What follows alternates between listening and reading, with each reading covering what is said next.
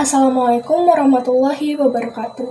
Halo, perkenalkan saya Reva Syaramadin Hidayat. Saya dari Universitas Islam 45 Bekasi, Fakultas Ekonomi jurusan Akuntansi semester 1.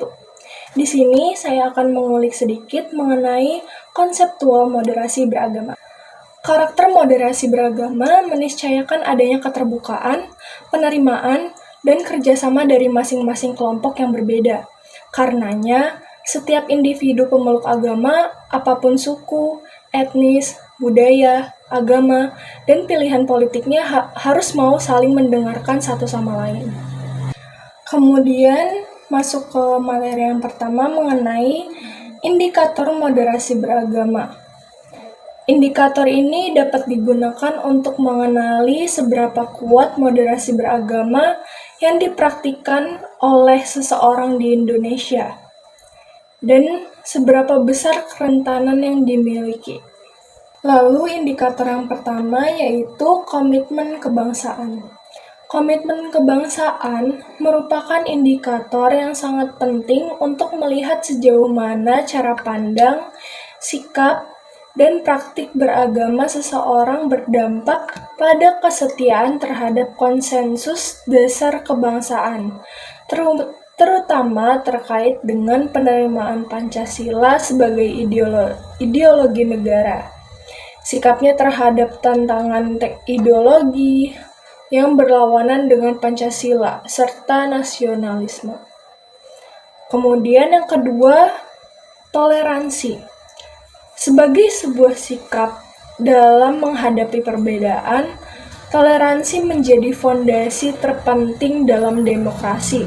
Sebab demokrasi hanya bisa berjalan ketika seseorang mampu menahan pendapatnya dan kemudian menerima pendapat orang lain. Lalu indikator yang ketiga yaitu anti kekerasan. Lawan dari indikator ini adalah sikap radikalisme atau kekerasan. Inti dari tindakan radikalisme adalah sikap dan tindakan seseorang atau sekelompok tertentu yang menggunakan cara-cara kekerasan dalam mengusung perubahan yang diinginkan. Lalu yang keempat yaitu mengenai akomodatif kebudayaan lokal. Praktik dan perilaku beragama yang akomodatif terhadap budaya lokal dapat digunakan untuk melihat sejauh mana kesediaan untuk menerima praktik amaliyah keagamaan yang mengakomodasi kebudayaan lokal dan tradisi. Orang-orang yang moderat memiliki kecenderungan lebih ramah dalam penerimaan tradisi dan budaya. Dalam perilaku keagamaannya sejauh tidak bertentangan dengan pokok ajaran agama. Kemudian, apa itu moderasi? Kata moderasi berasal dari bahasa Latin yaitu moderatio, yang berarti kesedangan atau tidak kelebihan dan tidak kekurangan. Sedangkan dalam bahasa Arab, moderasi dikenal dengan kata wasat atau wasatiyah, yang memiliki padanan makna dengan kata tawasud atau tengah-tengah, i'tidal atau adil, dan tawazun atau berimbang. Dengan demikian, moderasi beragama dapat dipahami sebagai cara pandang, sikap, dan perilaku selalu mengambil posisi di tengah-tengah, bertindak adil, dan tidak ekstrim dalam beragama. Lalu, apa saja batasan dari moderasi beragama?